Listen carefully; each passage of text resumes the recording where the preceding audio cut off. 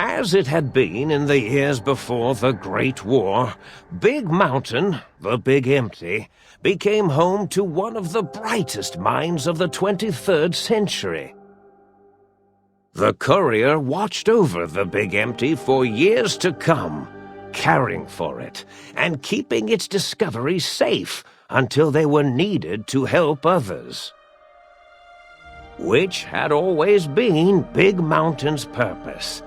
Past the laboratories and science, it had always been intended as a place to build the future of all mankind. The courier had scoured much of the Big Empty, although secrets still remained in the crater's depths. Perhaps that was for the best, however. Curiosity, while sometimes rewarded for its efforts, often proves to be equally dangerous.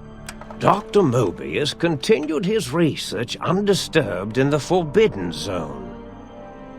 As much as he had attempted to create better scorpions, he tried the same with humanity, with considerably less success. These failures didn't bother him overmuch. Once the rush of mentats wore off, he forgot he had failed in any event. After all, the bright young mind who had come to visit him in the Forbidden Zone had already exceeded his expectations.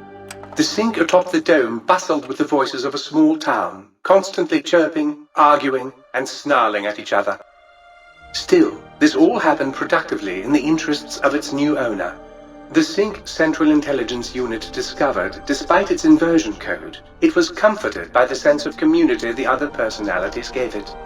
The Biological Research Station, obsessed with seeding everything in sight, requested a transfer to the X-22 Botanical Garden, so that it might, in its own words, sensually fertilize the garden's smooth contours.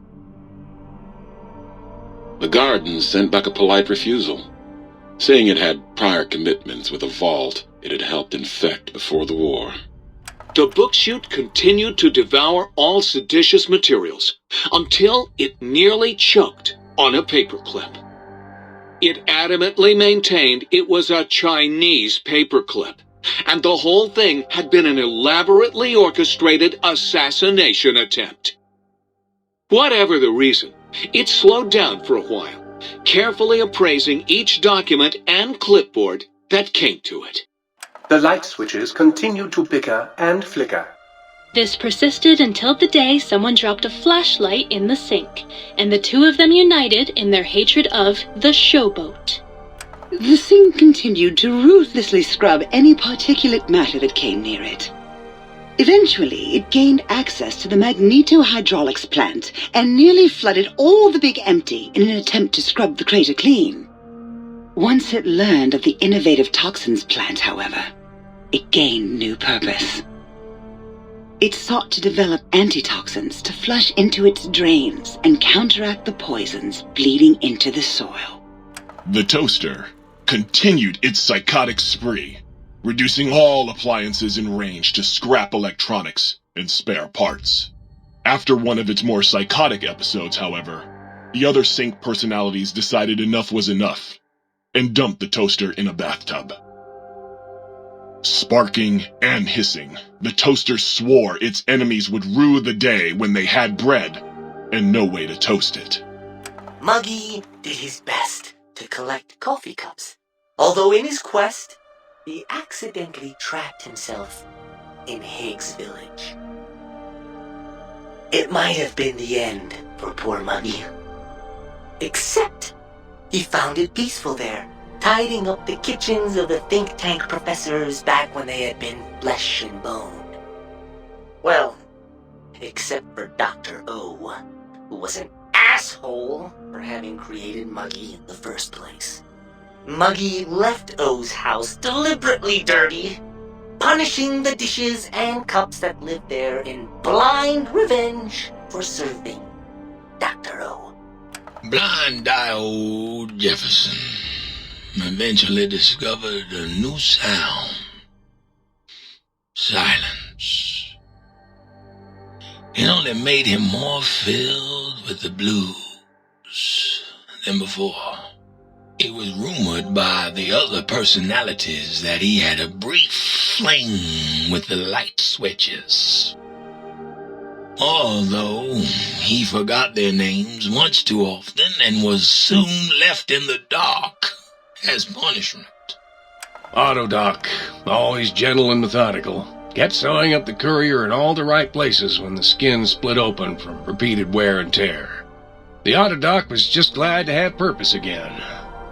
It heard its simpler brothers and sisters who got shipped to the Sierra Madre were bored out of their skulls in that toxic dead city. In time, the Autodoc found a way to deactivate the Y-17 trauma harnesses, releasing the corpses they had held prisoner for almost 200 years. As the courier ran through the X-8 facility multiple times, the computers analyzed the test subject's movements. Rather than performing a superficial observation, they realized the subject barely knew what communism was, or even what a high school was. This confused them for a time, until the facility finally realized that its research had succeeded. So it let its cyber dogs out into the wastes to help protect small communities from physical aggression rather than communist propaganda. The infiltration program in X-13 felt spent, having repeatedly upgraded the stealth suit until it could upgrade it no more. It felt warm, fulfilled, and a bit sluggish. It realized not long after the stealth suit had left it without so much as a note on the nightstand. So the infiltration program sent out robo-brains into the wastes, looking for its wayward technology. It eventually found Repcon HQ and set up a new research center, testing and murdering fiends who kept breaking into the facility. The courier, organs intact, continued onwards, a little less heavy of step, but with all the organs in the right places, as they should be. After all, brains can develop a life of their own when left to their own thoughts, and the courier's brain was more clever than most. Dr. Klein and the think tank remained alive, unaware of the world outside. They looped through their daily routine, none the wiser about the world beyond, although perhaps wiser was the wrong word. The world outside belonged to the courier, and if anyone would shape it, well, the courier had already called dibs. There is an expression in the wasteland, old world blues. It refers to those so obsessed with the past they can't see the present, much less the future, for what it is. They stare into the what was, eyes like pilot lights, guttering and spent, as the realities of their world continue on around them. Science is a long, steady progression into the future. What may seem a sudden event often isn't felt for years, even centuries to come. In the times following the Second Battle of Hoover Dam, however, Old World Blues took on a new meaning. Where once it was viewed as a form of sadness, nostalgia, it became an expression describing the potential for the future. It can be easy to see science as evil, technology unchecked as the source of all ills, all misfortunes. With the courier at the helm, science became a beacon for the future. There was old world blues, and new world hope. And hope ruled the day at Big Mountain. We could say more, but the stories in the Big Empty speak for themselves. Now armed with the transportal Ponder, the courier could return to the dome at any time and crack open the secrets of the Big Empty one by one. The Sync sat vigilant, waiting for its master to return, shoes covered in Mojave dust. Only one road yet remained, and it was one the courier had to walk alone.